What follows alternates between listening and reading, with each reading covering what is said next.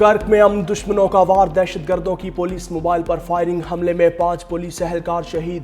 Police معمول کی گشت پر تھی، دہشت گردوں نے حملہ کر دیا۔ پولیس کی بھاری نفری نے علاقے کو گھیرے میں لے کر سرچ آپریشن شروع کر دیا۔ وزیر داخلہ محسن نقوی کی حملے کی مذمت، گورنر خیبر پختونخوا فیصل کریم کنڈی کا شہید اہلکاروں کو خراج عقیدت۔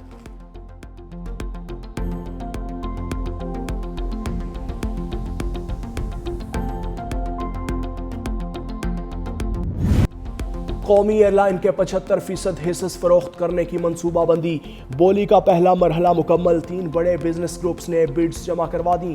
ایئر بلو، عارف حبیب اور لکی سیمنٹ گروپ کنسورشیم میں شامل۔ حکومت 100 ارب روپے سے زائد کی بولی کے لیے پر امید، ممکنہ نئے سرمایہ کار کو 5 سال میں 80 ارب روپے کی سرمایہ کاری کرنا ہوگی۔ 92.5% رقم پی آئی اے کی بحالی پر ہی خرچ کرنا ہوگی۔ کامیاب پارٹی کو بقیہ 25% حصص خریدنے کے لیے 90 دن کی مہلت دی جائے گی۔ ملازمین کو 1 سال تک ملازمت کا تحفہ تحفظ فراہم کیا جائے گا۔ پینشن اور ریٹائرمنٹ کے بعد مرات ہولڈنگ کمپنی ادا کرے گی۔ نئے جہاز لیز پر لینے کے لیے 18% جی ایس ٹی کی چھوٹ ملے گی۔ حکومت نے ایران ایئر لائن کے 664 ارب روپے کے واجبات اور قرضہ اپنے ذمہ لیا۔ اگر پی ٹی آئی سنجیدہ ہے تو حکومت مذاکرات کے لیے تیار ہے، بات چیت کی آڑ میں بلیک میلنگ قبول نہیں کی جائے گی۔ وزیر اعظم شہباز شریف کا کابینہ کے اجلاس سے خطاب، کہا پی ٹی آئی کو پہلے بھی مذاکرات کی دعوت دے چکا، اسمبلی کے فلور سے بھی مذاکرات کی دعوت دی۔ بولے پی آئی اے کی نجکاری کا عمل شروع ہونا خوشائند بات ہے، پی آئی اے کی نجکاری شفاف بنانے کے لیے پرعزم ہے، پاکستان کی تاریخ میں پہلی بار نجکاری ہوگی۔ ٹرمپ کی فیلڈ مارشل عاصم منیر اور شہباز شریف کی ایک بار پھر تعریف، فیلڈ مارشل عاصم منیر کو ہیڈ آف اسٹیٹ قرار دیا۔ پاک بھارت جنگ میں 8 طیارے گرائے جانے کا پھر سے ذکر، فلوریڈا میں تقریب سے خطاب کرتے ہوئے بولے ہم نے 8 جنگیں رکوائیں، پاکستان اور بھارت کے درمیان ایٹمی جنگ رکوائی۔ پاکستان کے فیلڈ مارشل انتہائی قابل احترام شخصیت ہے۔ پاکستان کے وزیر اعظم نے کہا ہم نے 1 کروڑ جانیں بچائی ہیں، امریکہ کا 100 گنا زیادہ طاقتور ٹرمپ کلاس بحری جہاز بنانے کا اعلان۔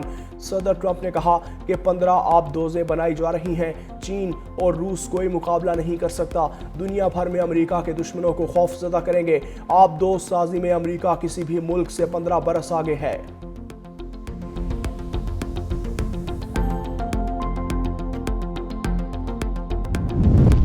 فیلڈ مارشل عاصم منیر سے انڈر 19 کرکٹ ٹیم کی ملاقات، آئی ایس پی آر کے مطابق چیف آف ڈیفنس فورسز نے کھلاڑیوں اور مینجمنٹ کو بہترین کارکردگی پر مبارکباد دی، کہا نظم و ضبط، ٹیم ورک اور لڑنے کے جذبے سے کامیابی ملی۔ انڈر 19 کرکٹ ٹیم کی کامیابی پوری قوم کے لیے باعث فخر ہے، میدان کے اندر اور باہر ملک کے سفیر بن کر پاکستان کا نام روشن کریں۔ پاکستان کے نوجوان قوم کے مستقبل کی بنیاد ہیں، جن کی توانائی، صلاحیت اور کردار ملک کی ترقی اور عالمی سطح پر وقار کے تعین میں کلیدی کردار ادا کریں گے۔ صدر مملکت آصف علی زرداری کا دورہ عراق، نجف آمد پر گورنر یوسف مکی قناوی نے ایئرپورٹ پر استقبال کیا۔ صدر مملکت اور گورنر نجف میں ملاقات ہوئی، جس میں 2 طرفہ امور پر تبادلہ خیال کیا۔ نجف میں قیام کے دوران صدر زرداری حضرت علی اور کربلا میں حضرت امام حسین اور حضرت عباس ابن علی کے مزارات پر حاضری بھی دیں گے۔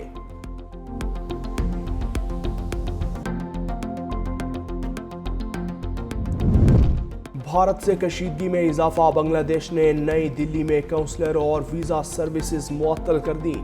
بنگلہ دیشی مشن کے مطابق کشیدہ حالات کی وجہ سے کونسلر اور ویزا سروس عارضی معطل کی گئی ہیں۔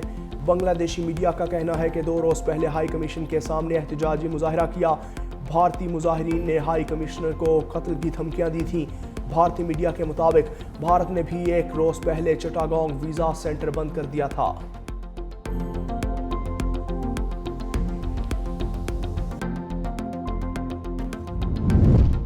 بانی پی ٹی آئی سے ملاقات کا دن، پی ٹی آئی نے 6 وکلا رہنماؤں کی فہرست جیل حکام کے حوالے کی تھی۔ فہرست میں بیرسٹر گوہر خان، سلمان اکرم راجہ اور نیاز اللہ نیازی کے نام شامل۔ بانی پی ٹی آئی کی بہنیں اور بشرا بی بی کی فیملی بھی ملاقات کے لیے آج اڈیالہ جیل آئیں گی۔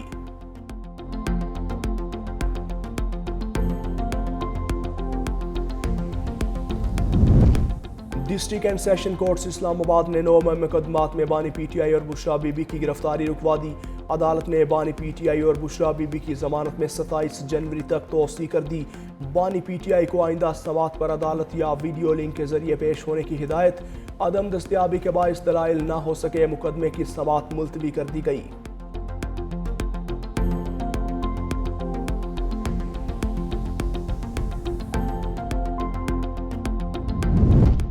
کراچی میں ای چالان اور جرمانے پر نظر ثانی کا امکان، سندھ اسمبلی کی خصوصی کمیٹی کا اجلاس آج طلب، وزیر داخلہ کی سربراہی میں پارلیمانی جماعتوں کے ارکان میٹنگ میں شریک ہوں گے۔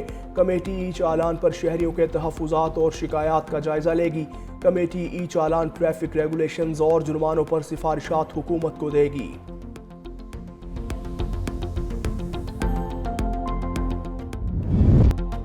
آزاد کشمیر اور گلیات میں 3 روز سے جاری برف باری اور بارش کا سلسلہ تھم گیا۔ چترال میں برف باری سے نظام زندگی مفلوج، مالم جبہ میں سیاحوں کی موج مستیاں، کوئٹہ کا درجہ حرارت -3 ڈگری ریکارڈ، خلات میں -2 ریکارڈ، لاہور اور کراچی میں سردی کی شدت میں اضافہ، پنجاب میں صبح کے وقت شدید دھند، موٹر وے بھی کئی مقامات سے بند رہی، ٹرینز اور پروازوں کا شیڈیول متاثر۔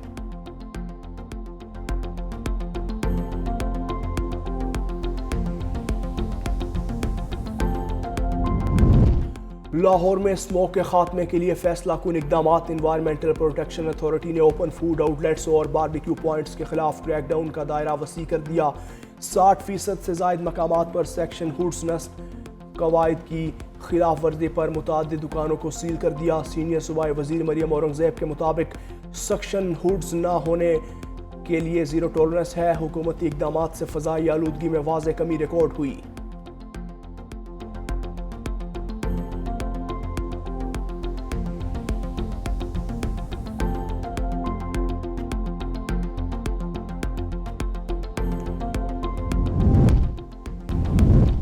تیفی بٹ کے بہنوئی کے قتل کیس میں پیش رفت، جے آئی ٹی نے امیر مصعب اور امیر فتح کو قصوروار قرار دیا۔ ذرائع جے آئی ٹی کے مطابق جاوید بٹ کے قتل کی منصوبہ بندی میں امیر مصعب کے ساتھ امیر فتح شامل ہے۔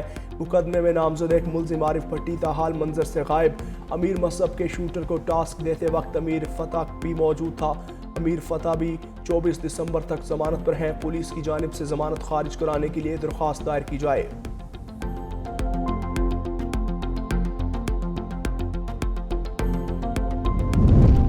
ایس آئی ایف سی کی مؤثر حکمت عملی کے باعث ملک کی معیشت کی اونچی اڑان، صارفین اور ملکی اور غیر ملکی سرمایہ کاروں کا اعتماد بحال۔ گزشتہ 4 سال میں زر مبادلہ کے ذخائر تاریخ کی بلند ترین سطح 21.1 ارب ڈالر تک پہنچ گئے۔ بین الاقوامی ریٹنگ ایجنسیوں گیلپ اور ڈی این بی نے معیشت میں نمایاں بہتری اور صارفین کے اعتماد میں 19% اضافے کی تصدیق کر دی۔ ماہرین کے مطابق حکومت اور ایس آئی ایف سی کی معاشی اصلاحات سے مالی عدم تحفظ میں کمی، کرنٹ اکاؤنٹ سرپلس اور میکرو اکنامک استحکام حاصل ہوا۔